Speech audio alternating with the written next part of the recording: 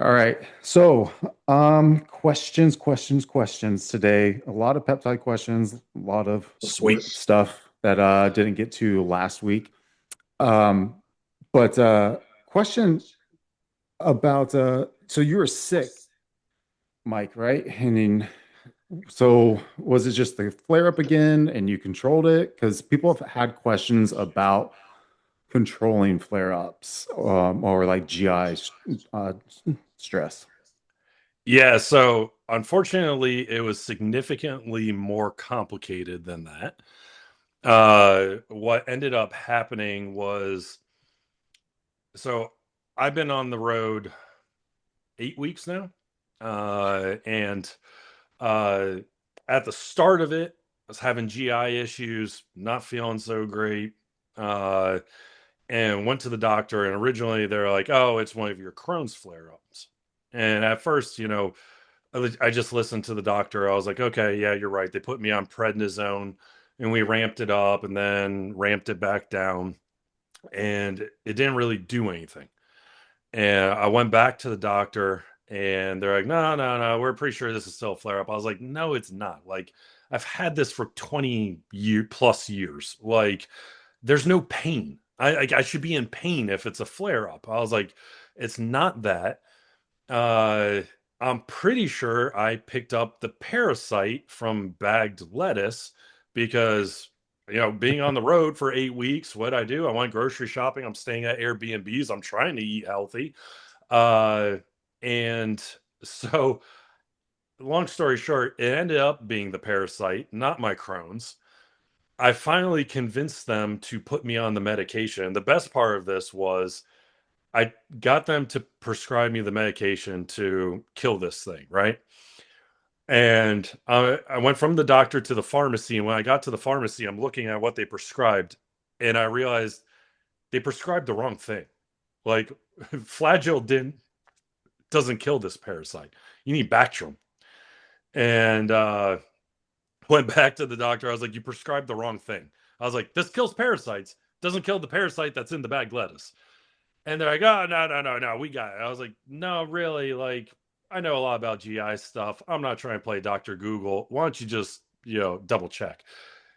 They literally took their phone out, put it through their little medical app that has the medications. They're like, oh, you're right. I did prescribe the wrong thing. I was like, oh, and this is our medical community. Uh, went back, got that medicine, got that. Obviously, though, being put on those antibiotics and things like that, and they still threw in the flagell as well on top of that. So I ended up being on two different antibiotics plus the anti-parasitic, or sorry, three antibiotics and anti-parasitic, and so that obviously wrecked my gut and things like that. But it cleared up the issue. Got done with that, started feeling better for a few days, and then got the norovirus that was going around, most likely from one of the many flights I was on, or when I went to the ER. Yeah. So then I wound up back in the ER because I was losing a lot of fluids from the norovirus because my GI was already distressed. My intestinal lining came out. That was super fun. So currently rebuilding the intestinal lining, getting everything motility back and things like that right now, but feeling a lot better for the last like 5-ish days. But having to rebuild the intestinal lining, the biome, all that stuff, get motility back at this point too. So on some different medications for that, obviously on my peptide protocol too, with oral BPC-157 and oral KPV plus VIP as well in Mhm. there to help with the intestinal lining. So got all that going on. And then also some of the medications to control the contractions to get that more regulated, like Bentyl is one of the names of the medications. Okay. Um, question. I can hear myself through someone's speakers. You have me on speaker? I have headphones on. Okay. I Um, you're, I don't you're know. good. I'm not hearing an I have the echo volume pretty low, so you shouldn't be hearing Okay. much from me. Just Um, this closer, it's though. just Maybe that'll help. All right. But when you're taking the antibiotics, when do you take the BPC, KPV, VIP? Are you spacing it at different times, or are you waiting till you're done with the antibiotics? Generally waiting till I'm done with the antibiotics because I want to make sure they are solving the problem. Uh, in case it was a flare up, let's say something funky was happening and I was actually having a flare up. Uh, I don't want the BPC-157 and all of, the KPV and the VIP masking that I'm getting better. So I want to make sure, I only like to pull one lever at a time, if you will. So Yeah. I wait till I'm done with that. Then I'll go on, a more aggressive GI protocol with those. Some of the good, I focus more on fermented foods, yogurts, and then also some of those antibiotic resistant good bacteria too. Yeah. What's your go-to fermented food? Are you doing kefir? Are you doing sauerkraut, kimchi? Kimchi. Yeah. So, having been an executive at Kraft Heinz, there was only a few actual healthy foods that we made, and one of them was an acquisition I worked on, which was a kimchi product. And they have different flavors like garlic. They have a spicy one as well, which is my personal favorite. I really like that one. So I actually still buy that to support the my old company. Yeah. So are you doing TA1 afterwards or anything like that? Sorry. Oh, TA1, Yeah. thymosin alpha 1. Yeah, are you going to be doing Yeah. that? Yep.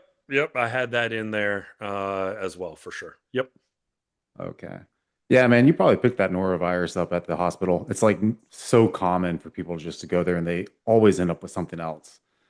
Yeah. It was honestly, I couldn't, it got to the point where I could no longer control my bowels at all. I've heard a few And people say that. yeah, it like I'd be dead asleep and all of a sudden I lost a lot of fluid. Yeah, it was horrific. And so, between actually the parasite and then going into the norovirus, but even just with the parasite, I actually had malnutrition because my digestive time, normally it's like 24 hours to fully digest something. I was digesting foods in 20 minutes or less. And going through that fast, I couldn't absorb any of the nutrients. So I was vitamin B deficient. I was vitamin D deficient, vitamin K deficient. Like it was a pretty long list of vitamin deficiency that I was facing, which was leading to a lot of fatigue where I couldn't get out of bed. Like I was at the Universe where my wife won her pro card. So she won her division and she won the overall at the Universe. Congrats. Thanks, thanks. Yeah, super proud of her for that. There's 1,000 women competing at that show, so it was definitely Wow. a tough show to win for her. But leading up to it, like I couldn't get out of bed. I'm sitting in the hotel room and I'm supposed to be doing her tan, and I'm drinking like an energy drink or something like that just to be able to tan her. And then I had to like drag ass down to watch the show. I kid you not, waiting for her to go on, I fell asleep in the audience. And when I woke up, Sadiq was actually sitting next to me. And I wake up because my daughter was like hitting me that, mommy's about to go on stage. And I wake up and I'm like, fuck. As if I couldn't feel any more pitiful. I got Sadiq sitting right next to me. Now I feel like a pipsqueak in addition to being super tired. Uh, He is massive in person. yeah, I was Let me about to tell say, you, his side note, legs, that guy's huge. He blew up out of freaking nowhere. his legs from when he went from men's physique to classic, like quadrupled in size. I literally woke up. I was like, cool, an Olympian next to me. I was like, by the way, you're massive and look awesome. And then I'm like looking up at the stage to watch my wife compete. Dude, so funny thing about Sadiq, back when he competed in men's physique, and he is at one of the Olympias. I forgot what year we went, maybe 2012 or 13. We went to one of the gyms that's near the convention over there in Las Vegas, and my wife, so we were powerlifting then, and so my wife was teaching these BSN athletes how to deadlift, but then Nice. but then she got like so during this whole thing, we got like exclusive like privileges because Steve Cook and this other guy Alex, that this Alex guy we helped with deadlifting technique, and Yeah. then so like my wife got like pictures and everything with Steve Cook. We got cut the line for Optimum Nutrition back then, but then, like at the gym, she saw Sadiq and she was like, "Oh my gosh, I want to go get a picture." And he was like, "You want to get a picture too, bro?" And I was like, "No, I'm good." I was just like, "I'll take the picture." But yeah, man, meeting them back then, I was like, man, they're in shape. But seeing him on social media, I'm like, dude's like repping 405 or five plates or something on squats now, like perfect form. I mean, Yeah. granted, even if that's one set, I'm still like, that's an impressive form that he does. And he's not a spring chicken anymore either. I mean, No, he and I are pretty close in age, and to see him doing that is definitely inspirational. Uh, yeah. yeah. Well, And, heck, hey, and we had this past weekend, a 50-year-old gentleman won the IFBB Pro Show for men's physique and qualified for the Olympia at 50. oh, is that No, no, never mind. He's already a pro. That AJ guy or something. That guy's a pro already. That black guy with like Yeah. the Well, silver beard, yes. Yeah. Yeah. Yeah. Yeah. Ellison or That's what I'm something. saying. He won the show and qualified for the Olympia. Oh, okay, yeah, Uh, yeah, yeah. That's him. Yeah, yeah, absolutely amazing. Like, talk about age is just a number. Holy crap. yeah, Throwing down with the young bucks there. yeah. That dude's skin is like impeccable. But I'm like, you're like whatever you're doing, like it does not show like whatever you're taking, zero toxins. Um, Eh, so going back to the lettuce bug, I like the post that people are saying it's like the new Ozempic. They're like sitting there on the side of their bed and they're eating lettuce and they're like, I'm going to lose 30 pounds.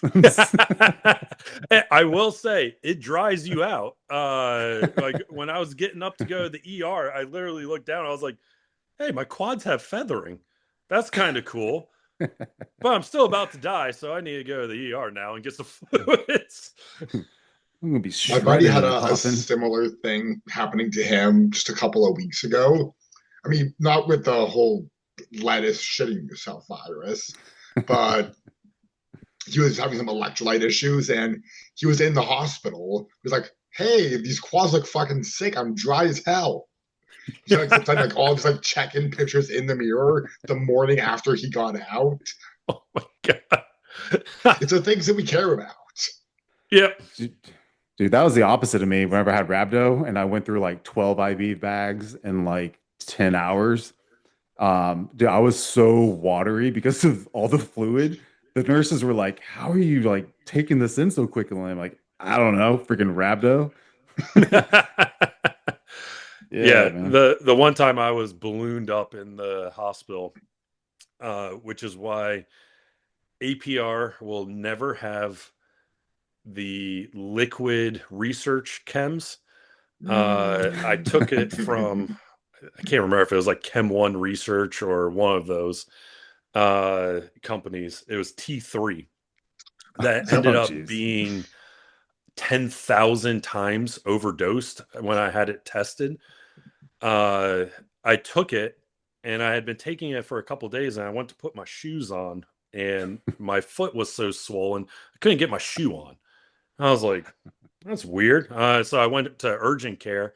I was like, I think I'm having an allergic reaction to something. And they kind of look at me. Then they hook me up to EKG and they're monitoring that. And then they came back and they said, so we called for an ambulance for you already. You are in heart failure, which is why you're starting to balloon up and Oh, your legs are all swollen because your heart can't pump right now. I was like, that oh doesn't sound man. good. I was like, so guess I'm not driving myself to the ER, am I? They're like, no, you're going by ambulance. I was like, oh, fun times. So I went there, and yeah, I have a picture of myself, and I'm like, dude, my face is like ballooned out. It's swollen. My legs are swollen. I'm in the cardiac ward, and I have this big sign on me that says "cardiac ward fall risk." I was gonna say, or I they give was you like like, the fall red risk. bracelet. Yeah, well, I got those special little grippy socks and everything. I think I probably still have those. But yeah, that was the Oh only time I man, was actually ballooned up in the ER was thanks to 10,000 times overdosed T3. dude, there's so many stories of that with like clenbuterol. Like that's the Yeah. ones I've heard most often. And then, you know, Well, they usually overdose it, right? So that way you get jittery and you're like, "Oh wow, this is super potent stuff." And it's like, "No, it's just overdosed." yeah. Um, shoot, it's crazy. Um, all right, let's jump into some of these questions. I got quite a few.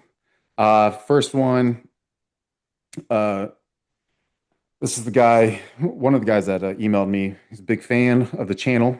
He says we're underrated. So, this guy would like to know the recommended glutathione dose uh, to take during the week. He right now he's 10 weeks out currently, and he's using 400 test, 300 EQ, 4 IUs of growth, and 20 mix of Clen every other day, just for reference. So, like, what's your protocol of injectable glutathione and the dose throughout the week? To me, that's a relatively light cycle overall. Plus, there are no orals going in there. So I don't think you need to be mega dosing by any means. My gut reaction would be to do like 100 milligrams 3 times a week. It's like a Monday, Wednesday, Friday, half a milliliter shot. Nothing too bad there. Be aware it can burn just because of the way the pH balance is. It doesn't always react super nicely in the body. So don't think, oh, I have an infection because it's not perfectly butter smooth. But I would say just based on that, probably 100 milligrams 3 times a week. As you get closer and add in potentially some orals, maybe some Anavar or some Winstrol there at the end, probably up it closer to 200 3 times a week, or even 200 every day if you're really having liver issues. But that's probably overkill for most people. I don't necessarily disagree with that recommendation.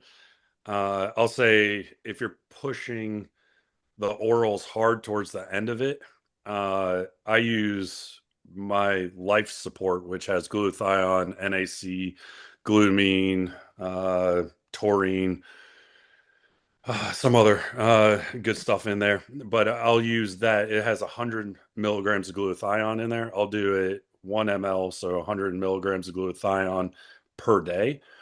And with all that, I actually pulled my blood work while I thought I was going to compete earlier this year, but then business and really actually taking care and coaching took over for me. And so, but at my, towards the end of my prep, I was pushing the orals fairly hard with Halo and Superdrol together. And I pull my blood. I always like to pull my blood work at the worst possible time to see how much damage I've actually done. And my liver enzymes were in the normal range for both of them. So with that, the 100 milligrams per day, it actually kept it perfectly normal to the point where I actually went and got the Halo tested because I was like, surely this can't be real if my liver enzymes look this good. But it was real. So yeah.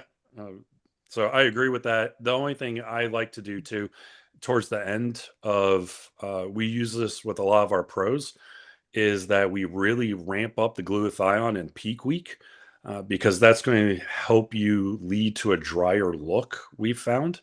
And then obviously going into like the last 3 days or so, we switch it all over to oral. So the liposomal version, of course, because that's the only bioavailable version orally. But we do that just to make sure, to Joe's point, like you're going not up on some higher doses of glutathione. excuse me, of glutathione, and so we don't want any lumps showing up on stage. So that's why we switched to the oral version of it for the last 3 days or so. Yeah, that's Yeah. exactly my thoughts as well. I have plenty of glutathione on hand, and I'm used to kind of the shots and the inflammation from it. So I personally do 300 milligrams every day, pretty much year round. But most people won't be able to, number one, have enough injection sites to be doing that without just turning into a knotted ball of muscle. And also, it's going to be overkill unless you're really pushing things hard. Yeah, I have found the pharmaceutical version of it that's like meant to go into the IVs, Mm, done up to 1,500 milligrams in one yep. shot of that.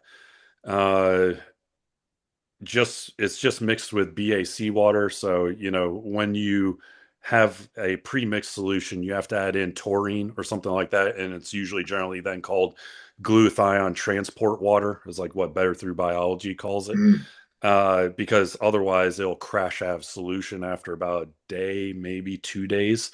But that larger dose you can get away with if you use it all in one day. It's actually pretty darn smooth. I actually don't knot up from that one, just because I think it's so fresh that, if I try to extend it out, I do get a little bit of the knotting. So, yep. but yeah, that's a feels pretty good. And generally, I found it lasts about 20 days worth of keeping your inflammation down. Mm, Yeah. Yeah, I agree with you guys. Yeah, I told the guy 200 milligrams 3 times a week, kind of spreading it out before bed, just away from your post workout. In reference, though, I sent Joe the picture of the guy. He's a black guy, so I do want the skin to be thinner. So I want, I want him to be less inflamed. But that would be Yeah. my choice. Usually with black guys, or Hispanics, I want them to have the thin skin. So usually that means we're going to ramp up some antioxidants. I just see that works so much better, especially like on a low fat diet, because you're not going to have some of those fatty acids to help with inflammatory markers. mhm. So that's my reasoning for keeping it high pretty at the very beginning as well, but then doing what you guys say. And I've done that IV solution one, 600 milligrams, like every other day, and it is smooth. Like Hmm. they're very good because like I'm very sensitive to some of these compounds, and that one not a problem. It's kind of like when I first tried L-carnitine. I tried there's like a couple other brands I tried, and then I tried Chases back in the day, like years ago, and I was like, man, I don't even know what this is carnitine because it was so It's smooth. actually pH balanced. Because carnitine Yeah, naturally, it's like, if I recall, like a set, like an 8.3 or something, and your body hangs out on like a 6.8 to 7.2. If memory serves, don't quote me, any science nerds out there. But usually you want to get it right around that 7 pH mark, because if you get any more acidic than that, it's going to be hurting the body, but also much lower, and it's going to cause inflammation. So it just comes down to balancing the pH when you mix it in those premix solutions. So go off of that. The everyone has their own individual pH, right? Mm, I would love to do a study that I have found if you knot up with L-carnitine, you generally don't knot up so bad with 5-amino 1-MQ. And then the inverse. If if you're, they play different to each other. And I'm mm. 99.9% sure that it's due to the individual pH of people and those particular compounds. And I just love to be able to figure out what those pHs are, to actually have like the study done on it, like, pull tissue and things like that. So we're saving up for a study may at the University of Louisville. yeah. So I would like to be part of that study because I am having bad reactions to the 5-amino 1-MQ, but L-carnitine, totally fine. So I don't know what's going on. I used to be the opposite, right? Um, Now this brings it up to another question someone had. Where is it? Um, is it possible to become allergic to a testosterone ester or an anabolic? He's having swelling and itching post-injection for days, but it's coming from the same source. number one, it could just be a bad vial. It could be the same source, a different batch. It could be the vial got compromised when they were bottling it. It could be that they just relabeled a different company's product. If you're not with a lot of those sources, you don't know exactly what you're getting. So there's a potential that they did something differently. There is a potential that I've seen that some people just don't react well to cypionate esters and do better with enanthate esters and the other way around. I haven't seen it change like out of the blue. Like, they're fine with an ester for their entire life. Then all of a sudden, mid bottle, it switches and they have issues with it. But when you're switching bottles, even if it's the same source, there's no guarantee it's the same batch or from actually the same manufacturer, or maybe they just did a bad job making that one bottle.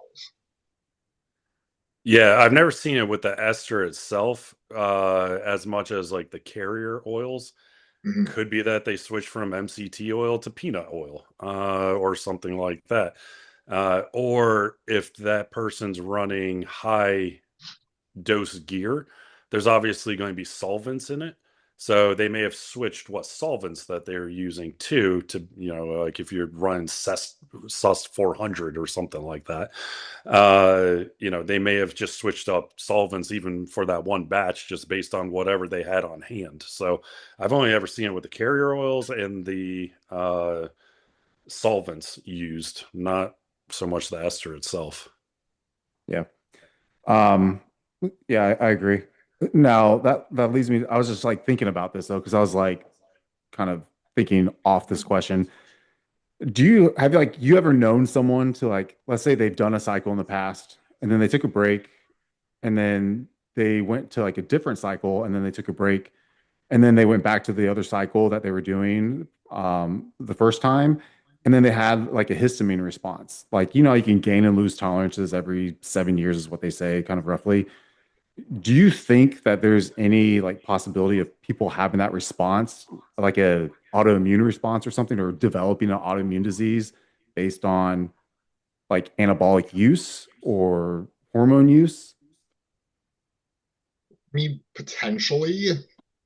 That's a little bit farther into the science than I generally go as the podcast meathead here. But I will say I've seen uh, weirder things happen because I know, like, even very famously there was Sebum when he started using more anabolics. He had that big autoimmune flare up in the late teens or like 2020, and he had to go to the hospital. He did the big YouTube videos about it. That was because he was having an autoimmune reaction to some of the compounds he was taking, when assuming he was fine with them before. So I've seen stranger things happen, but I wouldn't say it's something I would expect on a regular basis. And I would investigate other potential variables before I just chalk it up to, oh, there's nothing wrong with the source, and it's just my body's different.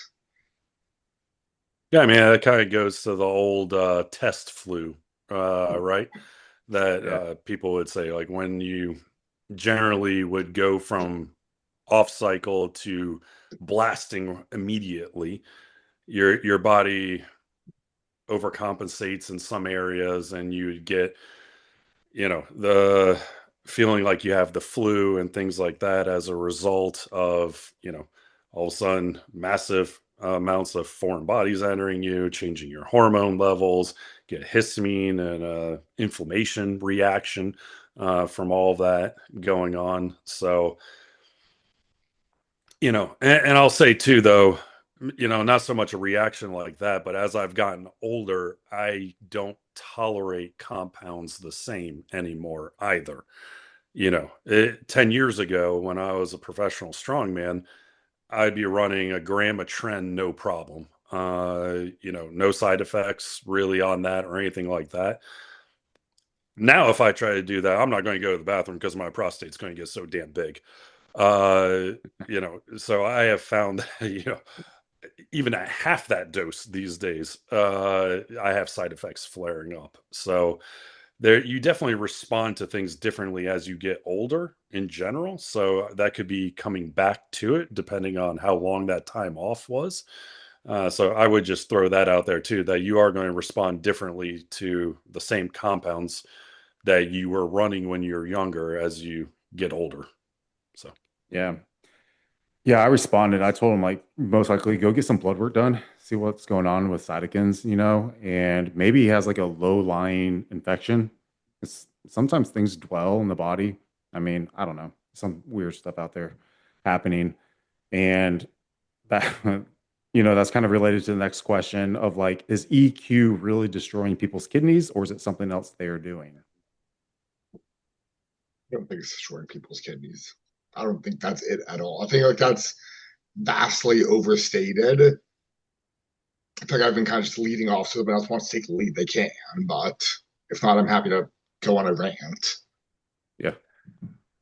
I'll say EQ used to, and Mayo is also part of the trend, but EQ definitely made my blood thicker. Now, granted, I was running a lot of it at the time. Again, strength athlete, so I'm not going for cosmetic looks. I'm going for pure strength gains and ligament strength and stuff like that. But Like it 1200 it milligrams? huh? Like 1200 milligrams? Yeah, yeah. Yeah. Like That, yep. that's how it was That's back in the day.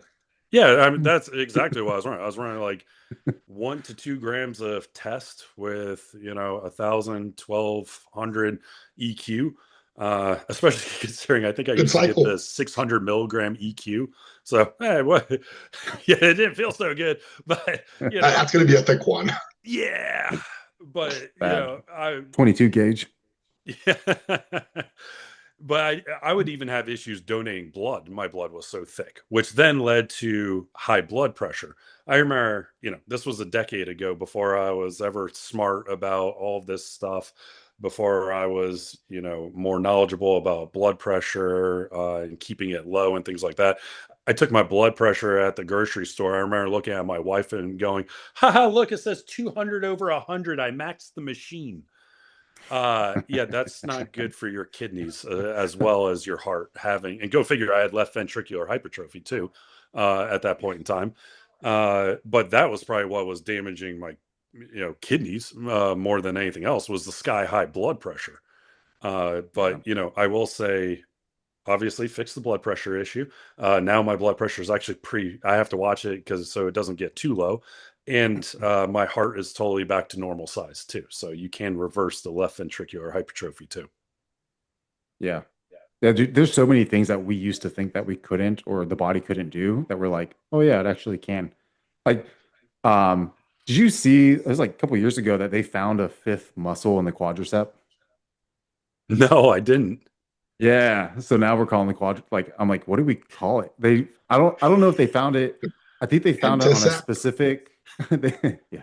They found it on a specific ethnicity during one of the doctorates of chiropractor when they were doing the um what do you call it during their studies on cadavers and then they also now said that the ankle is a ball joint. Huh. That makes sense Yeah. though. Yeah, and so like we evolved to make it more of a pivoting joint now. So yeah, it's crazy, right? But we're always finding new things. But yeah, I Oh, think the whole EQ that's the thing, beauty of science, right? It's constantly evolving. yeah. I think the whole EQ thing, I think they're destroying or like they're having bad kidney numbers because these coaches are claiming that blood work is coming back showing kidney damage. I think it's that the client's mismanaging something, either not staying adequately hydrated, or they're taking something that they're not supposed to, or they're taking liquid peptide or liquid compounds, you know what I mean? Like mismeasuring things. I think there's a lot of that Yeah. going on because people I don't know how many, there's not that many competitors that will listen to their coach 100% without doing more, or going a different route because someone else said so. But I always think there's something else going on. Um, okay. Are SSRIs a good sleep aid? I'm Is this referring to assuming they're, yeah, trazodone? trazodone. That's why I'm assuming that they're getting at there, right? I I'm feel like there are assuming. better options out there. If you're taking an SSRI because you have depression, then by all means take it. But I don't think it's going to, trazodone should be your first option for a sleep aid. Even like the pharmaceutical route, I feel like it's getting hyped up a lot right now, but that lemborexant is supposed to be amazing for sleep and it's not habit forming.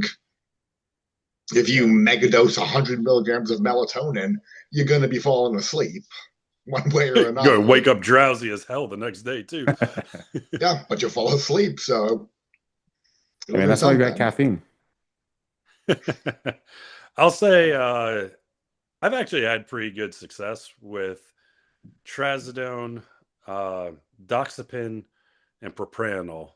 Not that I'm advocating that. That was prescribed by my doctor, all three of those, to help me fall asleep because I had issues going to sleep because having been an IT executive for so long, I was used to sleeping only like 4 hours a night because I was always, there's always some system going down on the other side of the planet. No matter what side of the planet I was on at the time, there's always something happening on the other side that you're getting calls for in the middle of the night and things like that. And then transitioning to my new life, obviously, I want to get back to having normal sleep and things like that. So they prescribed those three, and it helped get my sleep pattern back to normal. And I'll say, I'm not so reliant on any of them anymore. That and the CPAP have been game changing. I actually sleep like 7 hours now. Did you get the nasal or the mask for the CPAP? The one that covers your nose. That Darth Vader thing? Yeah, honestly, I would love it's the one that just covers your nose and then has Oh, a it's just the tube nose. Okay. that goes back to it. I would love to get the one that covers my mouth because I normally breathe through my mouth, but if you try to breathe through your mouth, like exhale, after you inhale through that nose one, you start coughing.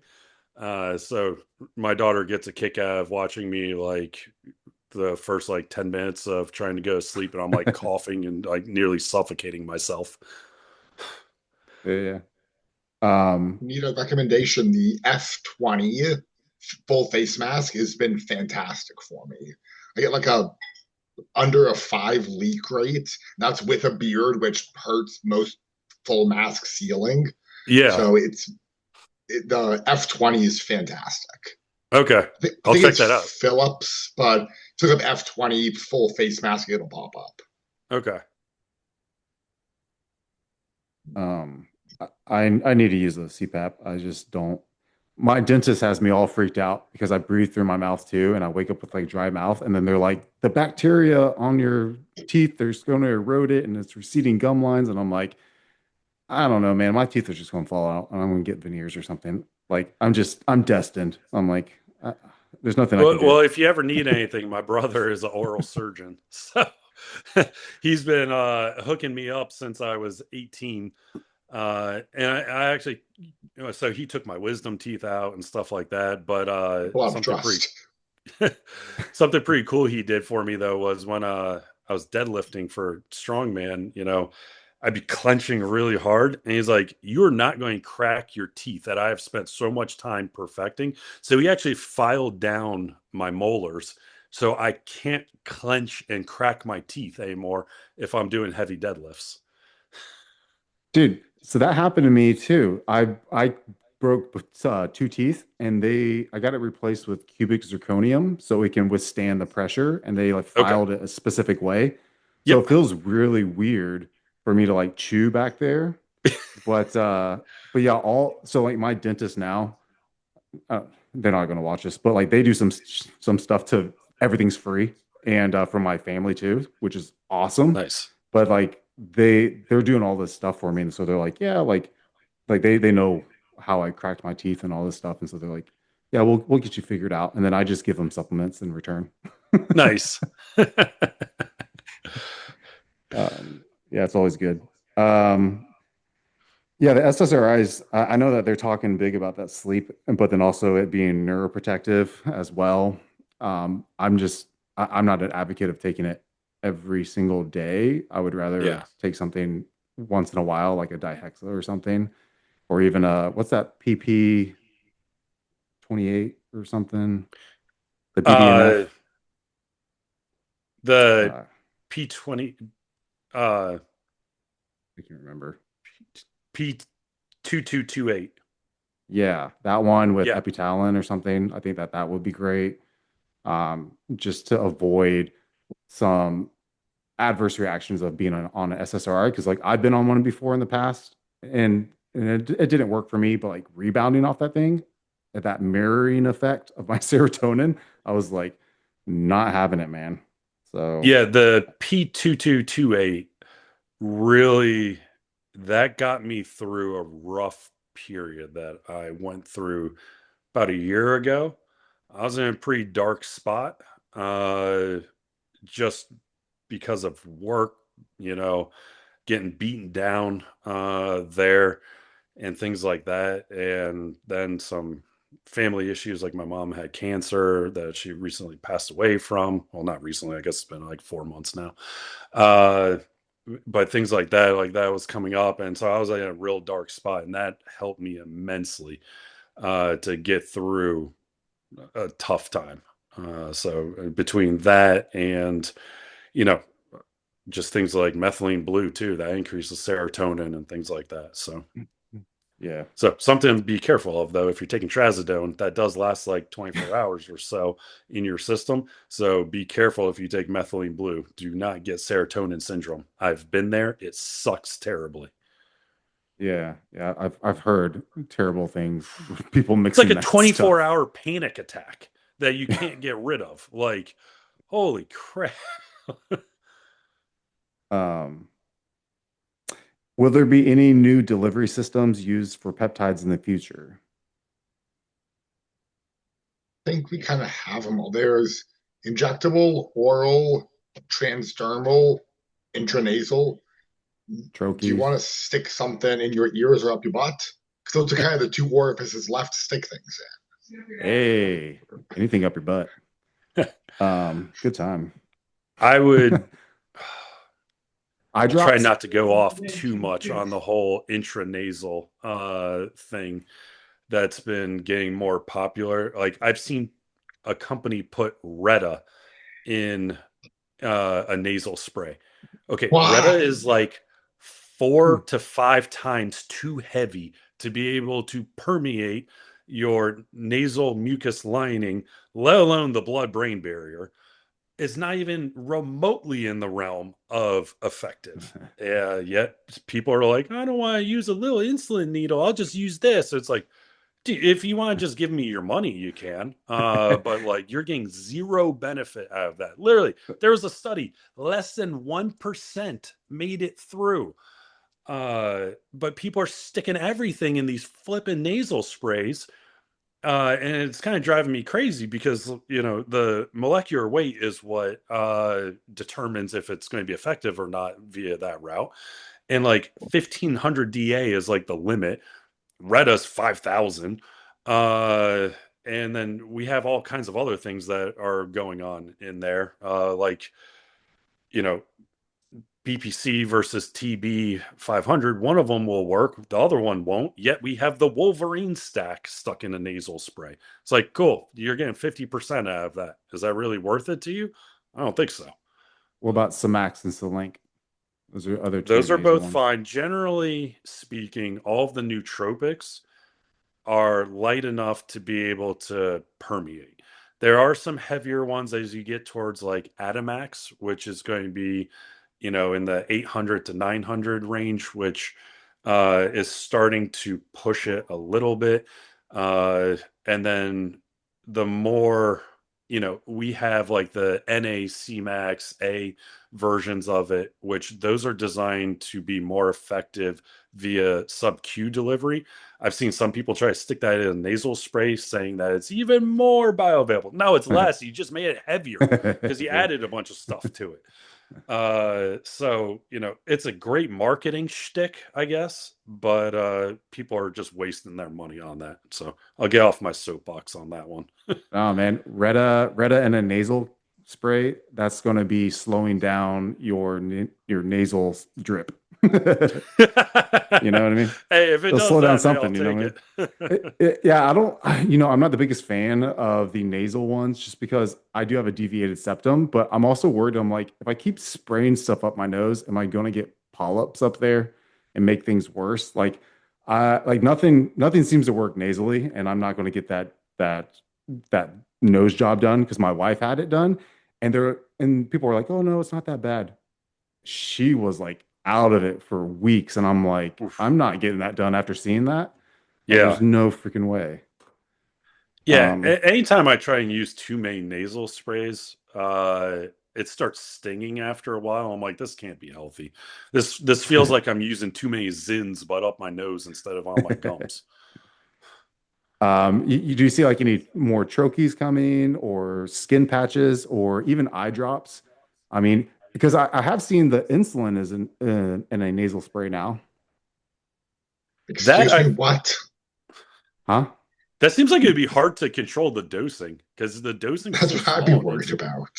Yeah, Yeah. I think it's trying to be used. I don't think it's for diabetics. I think it's for type 3 diabetes, like Alzheimer's.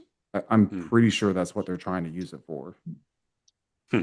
I They're don't gonna remember forget if the they brand. took a sprayer and then take an extra, and then bad things are gonna happen. The Insulin goes Troches super high. are always interesting. I've tried them with like nootropics, and what you run into is it can really irritate your gums. Hmm. And I remember I was on a business trip and I threw a nootropic one. It wasn't one that I made, it was one that a friend made, who's amazing in the nootropic space. But I threw one of his like Zin-like pouches in my lip. Now I'm on a flight, and the person next to me starts talking about my company, and I was like, "Oh, that's where I work." Yeah, blah blah blah. It was for an alcohol company, so I'm talking to them about that. But my lips start swelling. Then my tongue started swelling a little bit, and I start talking like this. I was like, now I sound drunk. I was like, this is not good. An alcohol executive that looks like he's hammered on the flight, and it was all because of the nootropic pouch. So that route is not always so great for a lot of these things. Hey, when you try new stuff, like as a guinea pig on yourself, do you take it and then go out in public, or are you like, I'm just gonna stick home and just see what happens, or do you take the risk? 50-50. I mean, I literally try everything out on myself first. I will never release anything that I haven't used for a period of time before actually. So like literally, I think we have 200 things on our catalog. I've personally used all of them, whether I need it or not, including all the beauty products and things like that. Well, that's why you're Uh, so beautiful. yeah, right. Well, I literally had a lady come up to me that at a show. I think it was at Junior Nationals where we are the title sponsor, and she's like, "Oh, you have these anti-wrinkle serums." And she gets up in my face and she's looking at my forehead. She's like, "How old are you?" I was like, 42. She's like, "I don't see any wrinkles. I'll buy it." I kid you not, I Awesome. sold 3 of them just from that. So I was like, take that.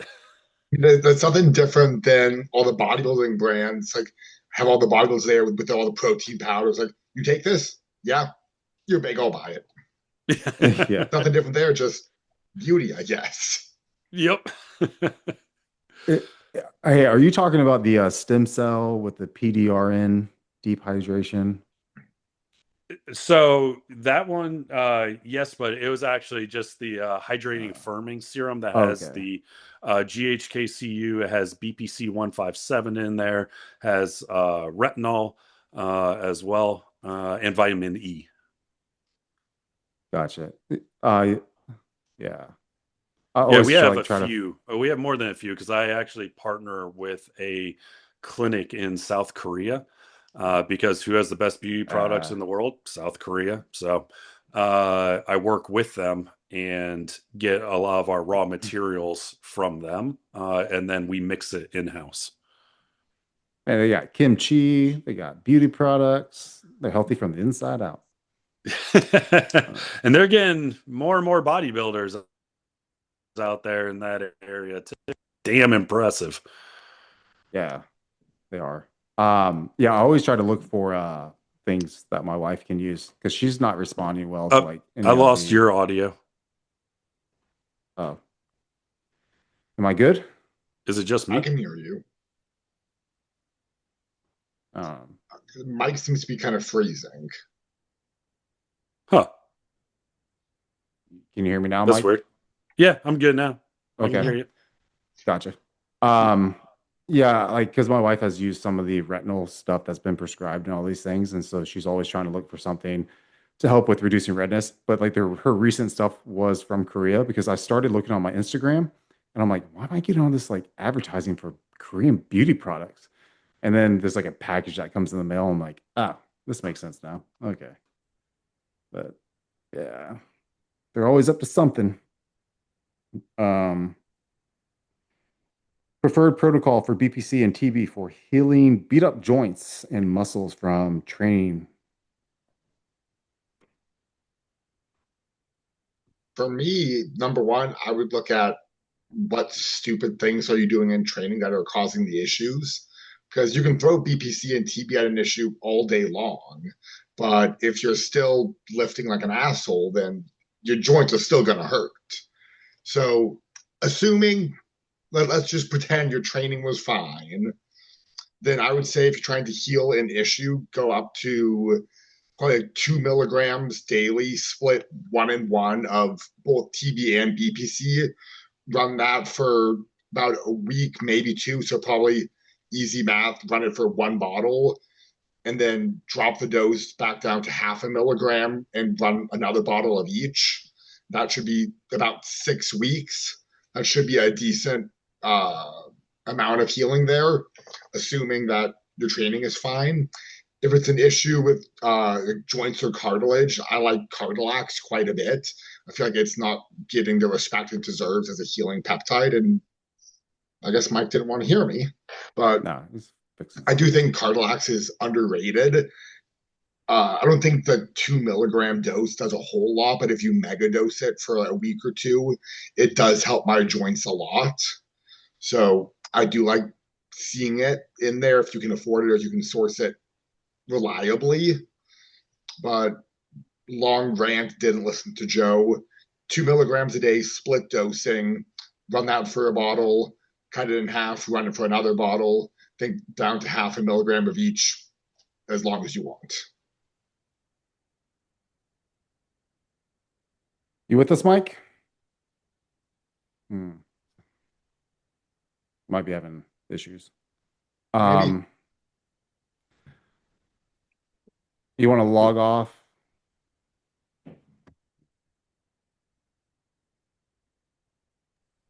But yeah, I do like 1 milligram BPC and TB each. I'll do that daily, and I'll do that up for like a month, depending on what I'm trying to heal. And I do it at night, so I just mega dose it at night. Um, Also, I do just kind of while we're talking about it and Mike's working on his connection issues, I feel like also another thing that a lot of people don't look at enough for joint issues is KPV. Everyone knows TB, everyone knows BPC. People know the glow stat for the copper and everything, but not very many people are doing standalone KPV. I find that helps a lot for systemic and joint inflammation. If you cut yourself, it's not going to help heal that faster, but it does help bring down a lot of the real systemic inflammation, especially inflammation of the nerves. So if you get a lot of like neuropathy in your hands, KPV can help with that, in my experience. So I do feel like that's another good option to have in the stack if it's available to you. And it's pretty inexpensive, relatively speaking, as well. It's not one of the things you're spending $200 on a single vial of it. So it's a relatively inexpensive add to the healing stack. yeah, and you're good on this one. Maybe. Um, It's like watching a grandfather. Unfortunately, I can't hear any of you guys. I don't know if you can hear me. Yeah, okay, you can hear me. Cool. Hmm. um, technical Love having tech difficulty. issues. This is not getting edited, guys. Um, yeah, and the other thing is you got to be doing some sort of um, physical therapy or Yep. occupational therapy alongside with it. Don't just keep doing the same thing over and over again. That's why I said fix Um, your training first. yeah, so you can do it alongside that.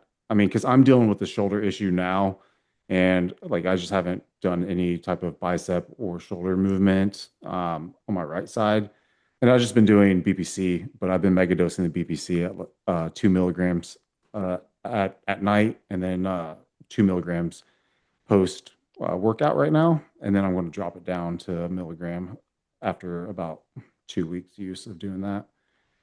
But typically that seems to help, and I'm just doing like external rotations and just things to try to loosen it up, and also doing cupping and um, getting body work done. So getting that physiotherapist, she's worked on it once, and I'll get another appointment. But usually I'll see some improvement after that. But it's just like a reoccurring injury that I have on my end. So if I do that BPC and I don't really do the TB, I just find BPC to help me. If I do that protocol and do all those things, like my bicep tendon, it slides in and out of this little crevice, and so it, and then also my ligament. So from like a slap tear that I had, it's not the strongest, and so usually I'll run into this issue after like it's not even something that I do in the gym. It's like I think I was picking up something in the garage, but my arm was fully extended and I have freaking long arms. And like just that pendulum swing of it, it's just like I heard a pop and then I'm like straight pain and I'm like, okay, like this is again something that I need to have some sort of like healing protocol, but it's not bad enough to get surgery done. So that BPC seems to help at that 2 milligram dose.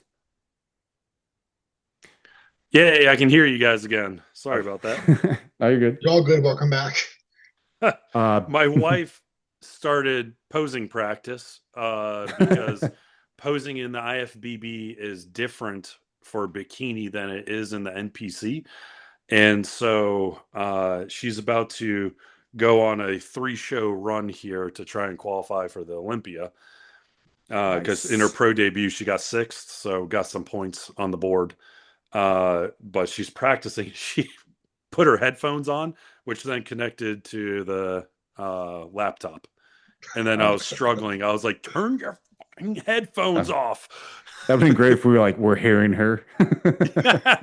You just hear clomping with Yeah. those damn heels on the wood. Hey, are y'all coming to Dallas? Is she doing a show in Dallas? No, so she'll be doing the Gold's Gym Pro in Raleigh, then Masters World in Pittsburgh, and then finally the San Antonio Pro. So back Okay. to back to back. Nice. Nice. And I get to be a single dad for 3 weeks because, of course, her coach chose shows that were right at the start of the school year. Yeah, yeah, yeah. That's I was right. like, man, are you trying to kill me here? Like, what the hell? Um, did you have a protocol for a BPC and TB that you typically run as just like a in general? This is what you usually do? Half a milligram of each for me on it, unless like I have an injury, then I'll go up to 1 milligram of each split dose. So morning and evening, half a milligram each time. And I guess I'm usually just one of really those druggy times on I dope. will do it with copper. So like in the morning, I'll do it with copper, and then in the evening without, because don't want to overdo the copper and throw out your electrolytes and things like that. No matter what these beauty maxers say in their stupid copper protocols. I take 20 milligrams a day. Something you probably fat because otherwise there'd be a lot of inflammation from that. You start robbing minerals from other places, and it's not great, man. Then they call it the copper uglies, right? When they you either go up too high on it, or if you're just using it for the first time, your skin generally has the unfavorable reaction, and then it gets better. Hey, you remember I'm just whenever always colloidal ugly. silver used to turn people blue and gray? No. What? Yeah, they would drink the colloidal silver and they would turn like this bluish grayish color. And it's like irreversible. Yeah. Oh no. This is like I don't know what they do now to make it not have that um problem, but there's a lady in Florida. She's that color, and it was because she was drinking the colloidal silver as a child all the way up until her adulthood. And she changed colors. Oh my It's like goodness. she's pretty freaking like bluish, purple, grayish, just like a weird color. Yeah, it's like a real Jeez. life Smurf, dude. But like she would walk into the store with like her husband. And I'm just like thinking, I'm like, is everything that color? Like in my head. Oh man. That kind of leads to this other question. Where is it? What misinformation do you see trending in the nutrition, bodybuilding, and peptide space? So I guess Well, I've never heard of that pop copper thing. Copper maxing. yeah. Yeah, part of the what was it?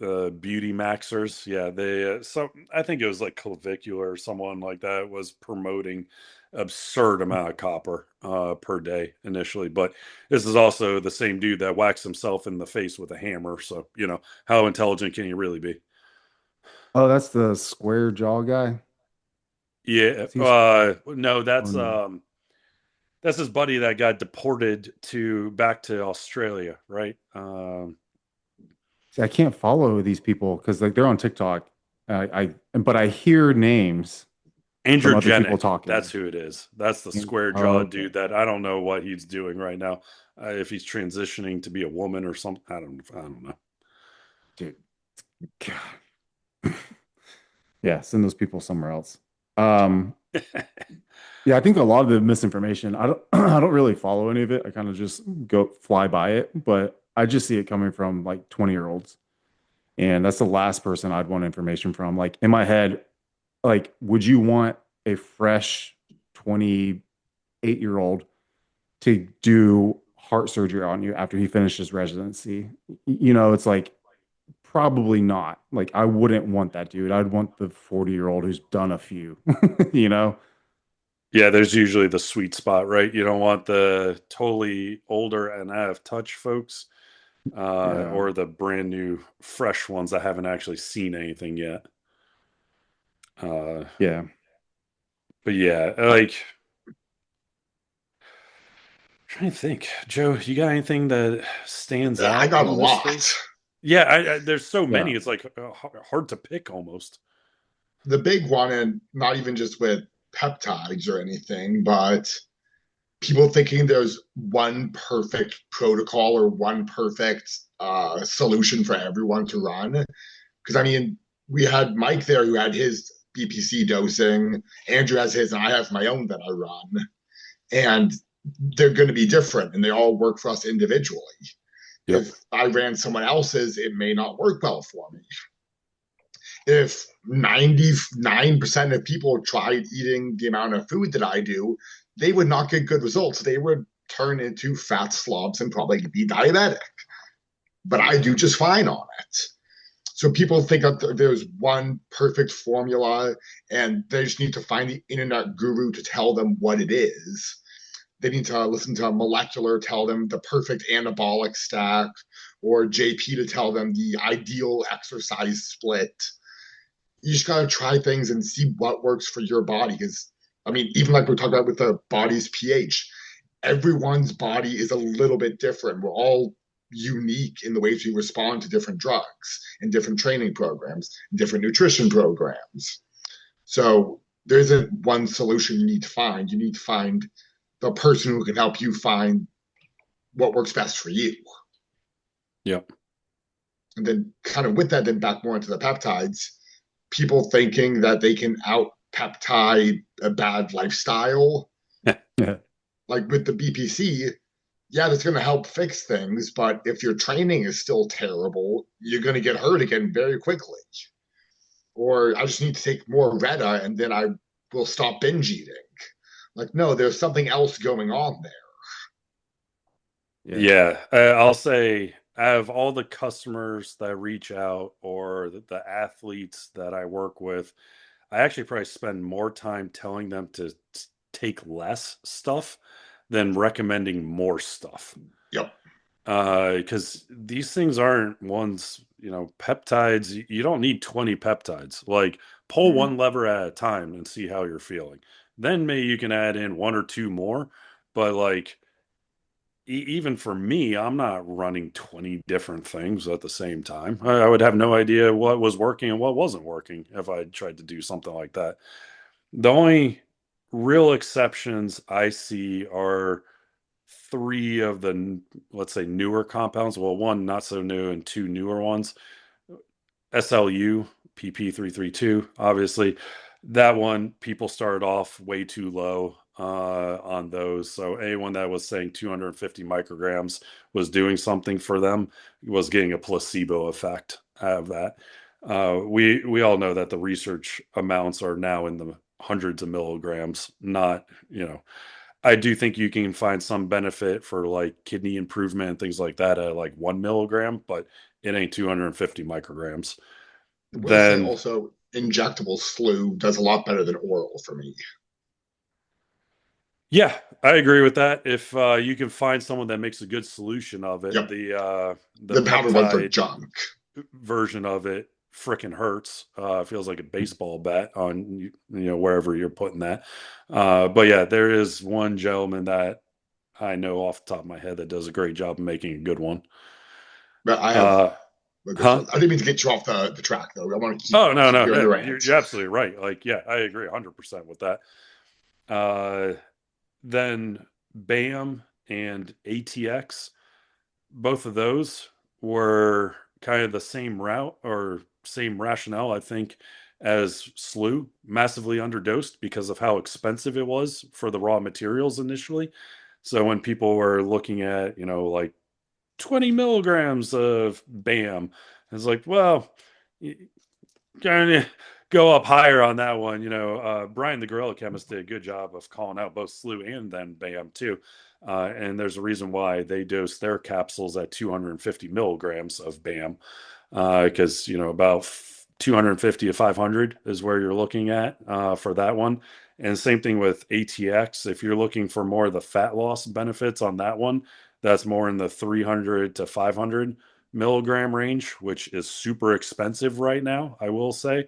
Even for me, getting raw materials on that, grand, I only run that on, if I'm cutting, I'll run that on off days because it's a direct AMPK amplifier, which is obviously going to reduce, your ability to retain muscle and things or put on muscle, uh, things like that. But I'll use it on off days, usually at that dose. But just got to be careful. It will make you go Yeah. hypo.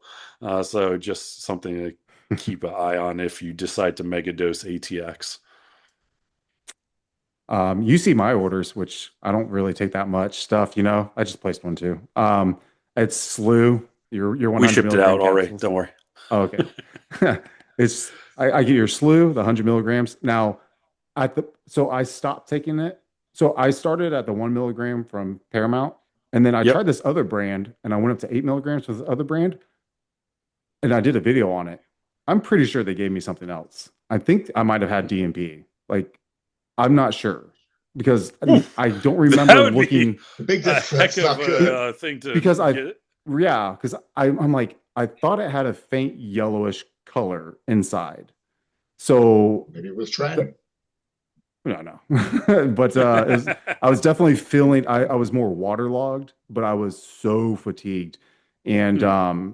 but that company is, I freaking don't remember what it's called. But doing the 100 milligrams, I stopped like for a month. And then I noticed such a difference in my endurance during my workouts since I do the um, plyometrics, more of that style, really high volume.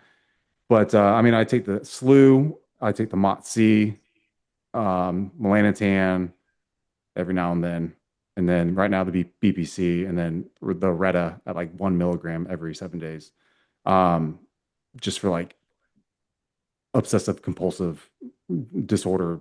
Like it Yeah. controls that, which is Yeah, awesome no, because it I've does been a good job actually of that. yeah, I've been on it for like over a year now of that 1 milligram, and I'm just like it's perfect. But that's all I'm running, and like I've ran other things, but like you know, it's just those are my bread and butter, and I notice those. So So I'll pose a question to you both that was posed to me on a podcast, which I actually thought was really good.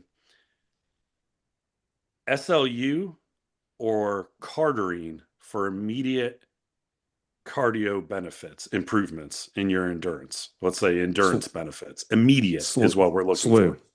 Slew, and I have cardarine as well from Modern Aminos, Hmm. and I have the injectable and the capsule. The Yep. injectable cardarine, it hits pretty good, but the 100 milligrams of SLU, and I've done 200 milligrams of SLU right before. I'm like within 30 minutes to 60 minutes, like in between that area before working out.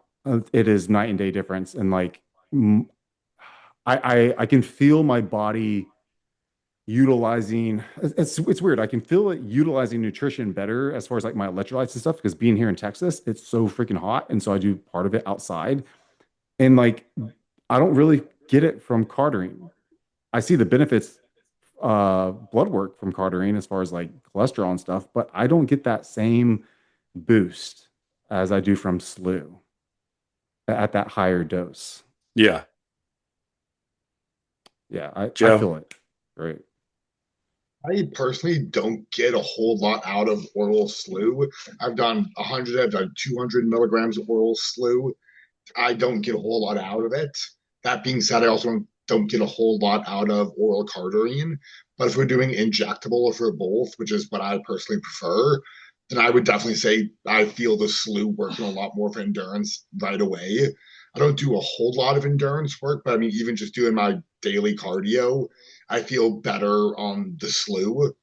That being said, I would like to run both rather than one or the other. But if I have to pick, I'm picking SLU. Okay. Fair enough. Yeah. Shameless plug, APR Fat Blaster has injectable cardarine in it. uh yeah, I agree. I threw a curveball in there and added in AI car, which I Yeah. said was better than either of those in my opinion. Really? Well, Yeah, use one if of my dosed orders, appropriately. If dosed and appropriately. in one of my orders, I ordered that. If you remember, I ordered a few bottles because you had it on sale, like Yeah. however much. And I dosed. Man, what did I do? I think I did a bottle before, like a full vial before Yeah. working out, and that was like intense.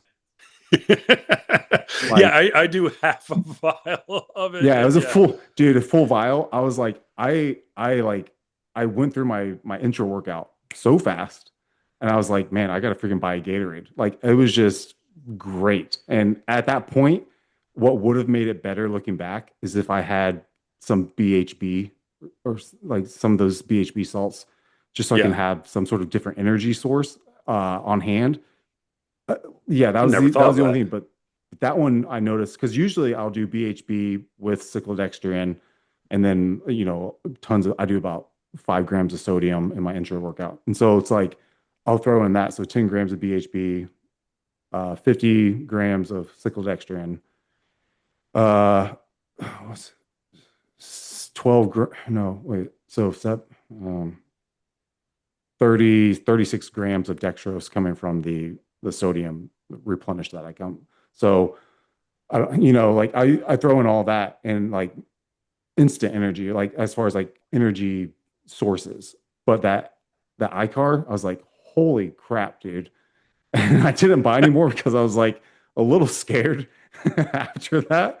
But yeah, that stuff was amazing. But in my head though, I was like, if I had to freaking spend this much money to get that performance. I want to buy it and on the times that I would most likely need it. And that would be like for performance, like for like if I do a high rocks or something. You know who we given my background with the CIA and the military contractor, we have a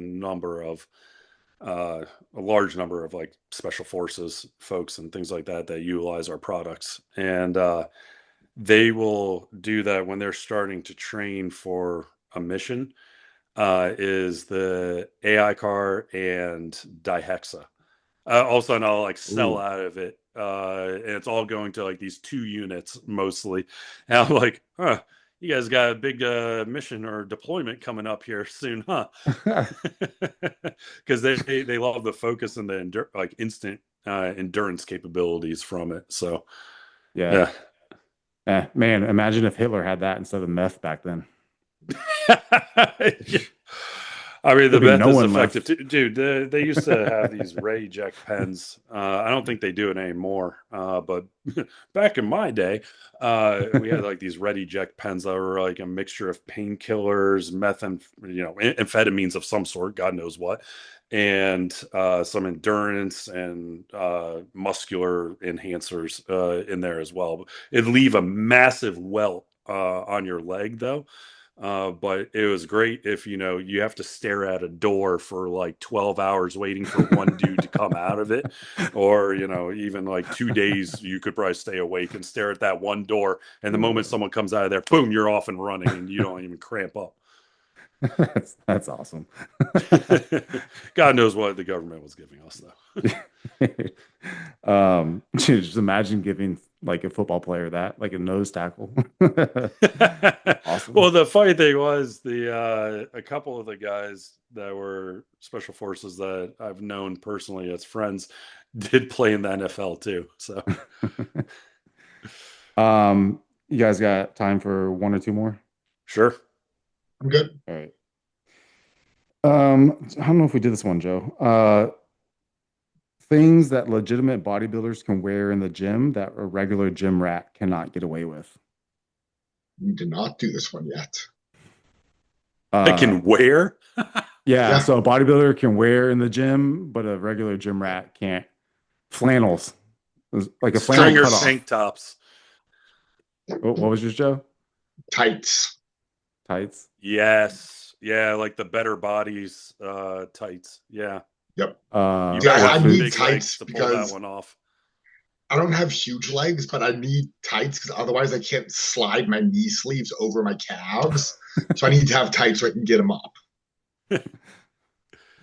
uh, uh, Work boots, like what Ronnie used to wear. Oh, Branch Warren style. Yeah, yeah, yeah. Jorts. Jorts, yeah. I don't know. I feel like some girls who are new to the gym can wear those just fine, in my opinion. Um, Remember the hat that Ray Lewis always wore? That little canopy looking hat. It's like a safari hat, has the string. Oh yeah, bucket hats. Yeah, yeah. Uh I've seen some bodybuilders wearing those around in the gym at destination. I feel like the moral of the story is anything outside of normal gym wear, like the normal athletic shorts, sweatshirts, sweatpants, anything outside of normal, you got to be a bodybuilder. We can kind of wear Yeah. what we want because number one, if you're bigger than them, their opinion is invalid. And number two, we actually have body parts to show off. I don't want to see the 150-pound guy's abs because he's wearing a stringer that cuts off down to his waist. I don't want to see a stick. Yeah. Yeah. Well, I don't care if you're a bodybuilder or a gym, like a gym rat. I really don't like seeing nipples like all the time. Like, I don't need to see that. Would you Okay, rather last. see like an actual bodybuilder work out shirtless or in a shirt where you can see the nipples?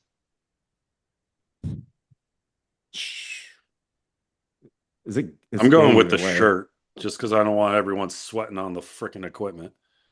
Oh, that's a given when you're 260 plus, you're going to be sweating on the equipment. Yeah, Doesn't but matter that what will you're at least wearing. keep it from dripping too much because I'm not so concerned about the. It makes it worse.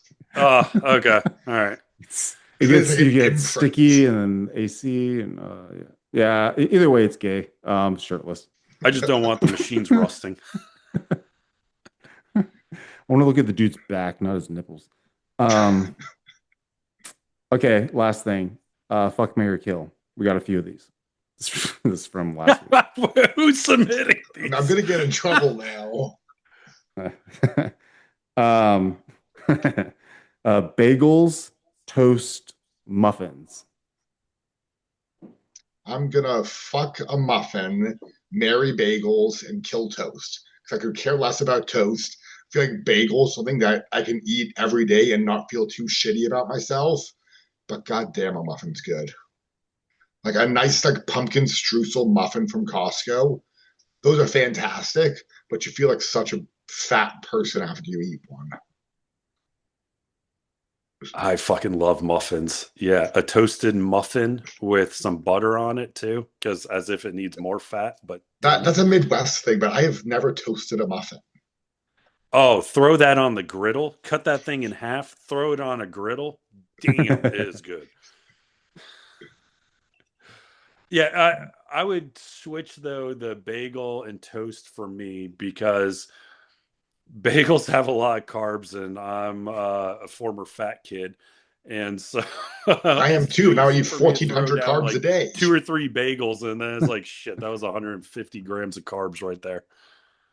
Closer to 200, but yeah.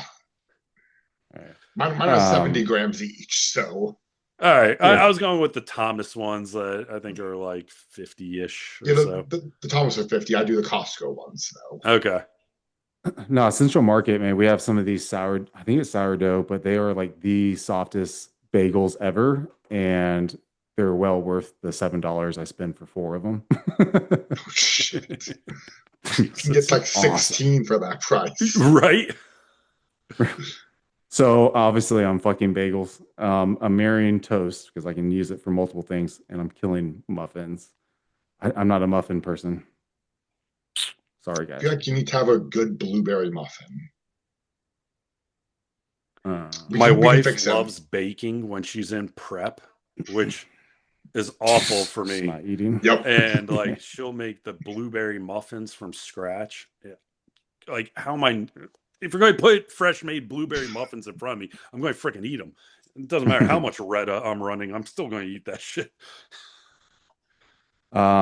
Scrambled eggs, sunny side up, or omelet. I'm marrying scrambled. I'll I'll fuck an omelet every now and then, but they're kind of a lot of work to do, and I'll kill sunny side up eggs.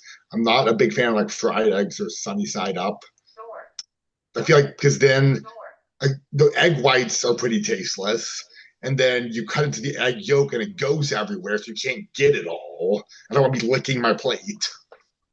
That's why you need the toast. No, put it I on a married the bagel toast. now, like a bagel sandwich. Okay, all right. Fair enough on that. Just put more calories per bite. Put some bacon on there too. Yeah, I guess fucking omelet because every now and then, yeah, like a Philly cheesesteak kind of omelet, pretty good. I'll yeah, marry the scrambled eggs because that's like a staple. That's like my breakfast every damn morning. Yeah, and then kill the sunny side up. I haven't had eggs in like 3 years, and I miss them so much. Yeah. I have no cholesterol, so I'm trying like I need to eat like decent amount of Steak and cholesterol. eggs for Like breakfast every day. ever since I was a kid, I've had like no like my total cholesterol is like 80, and it's always been like that. Ever before I touch gear or anything like that. So yeah, give me all the eggs. It ain't gonna make a difference. You're the true AJ Sims, fat free. Um, I'm marrying sunny side up, fucking an omelet, and killing scrambled. All right, Next French must have one. more time on their hands to cook in the morning. Gotta tell your woman to cook. That would not go My well. I would be eating microwave, burnt. a microwave, rice cooker, or stove.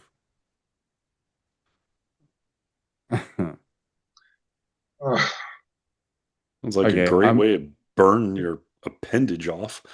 I'm I'm gonna marry a rice cooker, fuck a stove, kill a microwave. I don't own a rice cooker. I don't know if I'm the only No, one. what? Yeah. I own two. How do hard too. is it to just throw it in a giant pot? I do make all of my rice though too with bone broth. Stole that from what's his name with the vertical diet, Stan Stan Efferding. Efferding. Thank you. Yep, worked with him for a period of time, and so that's that was like the one thing that I always kept doing ever since then. Orange So, juice, baby carrots. yep, Yeah. yep. When I'm eating over a pound of dry weight rice a day, I don't want to be cooking it on the stove every morning. So I'm gonna have to fuck the rice cooker because I use it once a day. I'll marry the stove because I use it the most often. And I guess I'll kill a microwave because I mean I use it, but anything I use the microwave for, I can use the stove. Just takes a little bit longer. And also I'm okay eating things cold, so I guess I gotta Dude, kill the microwave. you can put meat. You can put the meat in the rice cooker too, and then you can put the veggies on the top to steam it. Yeah, It does it all.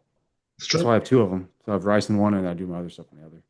See, I do have 2 air fryers. I do love that freaking thing. I have a 2 basket air fryer. I Yeah, obviously, I guess I'm going to kill the rice cooker since I don't own one. So weird. Marrying the microwave because I absolutely hate cold food. I'll eat it, but I don't enjoy it. And then yeah, the stove last, but yeah, the microwave though, like literally at all these bodybuilding shows and everything that we've been going to and all of that, I'll get if there's no microwave in the host hotel, I'll wind up getting an Airbnb with the host hotel just so I can always have hot food. You just buy a microwave from Walmart and then donate Or it. Yeah, there's Costco, some how of you return it. the hotels though that if they catch you with the microwave, like you get fined out the wazoo. Oh yeah, wow. Yeah, especially Marriott properties, I have found they don't like the microwaves, I guess, because they have crappy electrical systems. They don't want to be blowing fuses or something along those lines. But even there in Texas, the Republic of Texas was at the Fairmount, which Hmm. 5-star hotel, amazing, super nice, high end everything in there. Shoot, they got a Michelin starred restaurant in there. Uh, no microwaves or refrigerators in any of the rooms. Seriously, See, for a bodybuilding show? For the refrigerator, tell me diabetic because I mean I got some insulin. I can bring it with me. You gotta give me yeah. one now. Yep. Yeah, Um, but I think only so many people can claim that before they've run out. I have insulin. They can't claim I'm not diabetic. Right. Oh yeah, yeah. No, yeah. yeah, I'm sure it works for a limited number of folks, but Oh it yeah, just amazes me. Like, we had the APR Indie Pro, and yeah, we made sure the host hotel had microwaves and refrigerators in every single room. Like that was Yeah. mandatory. yep. I Yes. mean, one of the local shows here, they tried to even for spectating the show, they tried to say no bringing in outside food. Like it's a bodybuilding show. What do you think we do? We eat food. Yeah. Exactly. So they had to change it to no bringing in catered food. Meal prep was okay, but you can't like bring in a bag of Five Guys. Yeah. That was an exception just for us because you can't ban What's the difference? bodybuilders from eating What's the food. difference between Five Guys and my MegaFit? you, you Greece, know, I guess. one's not hot. Um, No, I did stay at a hotel. It's called like Zuzu or something in Austin. It's like high end. They didn't even have like ice makers like on their floors. You had to like order the ice. And so they had like no, and like the refrigerators were like weighted. So Yep. I whenever I brought my stuff, I was like, hey, I have things that need to be refrigerated, like medicine. Can I push the stuff around so you don't charge me? And he's like, yeah, they'll let us know if you took anything. So I was like, okay. But so I just like shoved everything back and put my stuff there. But yeah, I don't like the hotels. Like same thing like the Virgin Hotel. I'm not a big fan of that. Yep. They do that same stuff. Yeah, like my Uh, Crohn's medicine, when I'm on it, which hasn't been a while, thankfully, but when I am on it, has to be refrigerated. It's like, yeah. Um, last one. Well, there's more, but this is pretty funny. Standing, sitting, laying. What? You need all three. This dude got me. Can you imagine only sitting? I was like, all right, I mean, I guess if you're in a wheelchair, right? See, I I'm guess we got to kill walking because you can use a wheelchair, you can crawl, you could inchworm, I yeah. guess. Yeah, so you're marrying sitting, fucking laying because you're laying every night, and then just killing standing because you're gonna be in a wheelchair, sitting, being pushed everywhere. Right.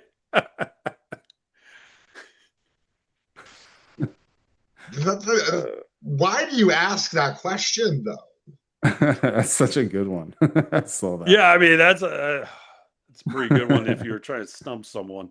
Not gonna lie. Yeah, we'll leave it there. Anything else? No, I'm all good. Yeah. Yeah. Well, that was great. We answered a lot of questions, and people seem to like this podcast. So hopefully I people love the subscribe. Q&A because I can actually answer questions on the podcast like this because, you know, as a, for people's knowledge, if you email me questions, I legally can't answer them because I make peptides. So I'm not allowed to, all my products are for research purposes only, so I cannot tell you how to use them. But on a podcast, I sure shit can say what I do. I'm a researcher. I research. My degree came from Eli Lilly University. My test subject is one, and it's named Joe. Right?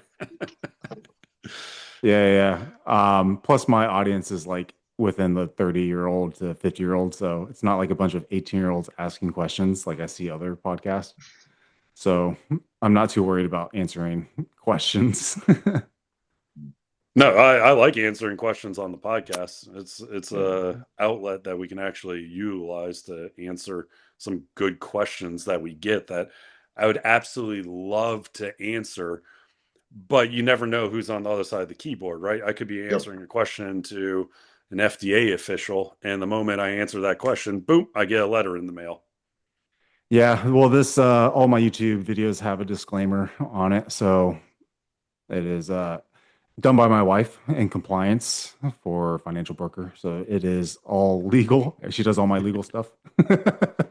So it is good. All right. We'll do another podcast sometime in the future when we all have time and answer more questions. Other than that, we are out. And if you could subscribe, that would be great. If we get to 1,000, I can start doing these. Well, I will start doing these live if we get to 1,000 subscribers. So we're a couple hundred away, That'd be fun. and we can answer questions that way. So, peace out.